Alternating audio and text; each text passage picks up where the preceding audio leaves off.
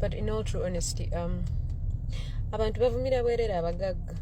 Okay, twali tukula ffenna nga buli obeera agamba oli anko gundi teyalabirira baana, oli anko gundi teyatuwa school fees, oli anko gundi teyatuwa na ku kyakulya, yatuwa bazadde bamwe babazaale nga bangi. I'm just saying, lwaki abantu tukolera mu nsawo z'abalala? Like, in all true honesty, abantu kyembalabyeko omuntu waba alina ssente bagala zinyonyonta paka bwe ziggwawo. They want to eat the money paka the money is finished. You can't do that. N'abantu baba n'ebizibu byabwe, abagagga bemulaba balina ebizibu byabwe. Like, nze sikya judging abantu, and I don't expect people to be giving people free money. Mwene mukira ne muzaala obwana nga abiri, for who? Control your hormones and your distribution of sperms and opening places.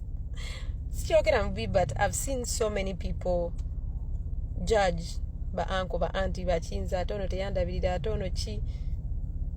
Maybe ne bazadde bafaamu tebakola enough. Maybe enough planning, maybe enough not wanting to beg. Bana mzaala bana batonotono n'ekirala nanga balina temubasabiriza. Bwe zinaggwawo mwabajja obbogerako. Mubaleke basigaze ku ssente z'abantu. Balina obusente bwawe butono. Me, I don't have for other people, but I have for me. Not honesty. I have for me. I have enough to eat. Kugulako wano bumotoka buki. I don't have for other people. I don't have for you people. Anyway, tukolayo n'ogwaba takateyamba ne tuyamba etusobola okuyamba. Bwe tasobodde mutusonyiwe.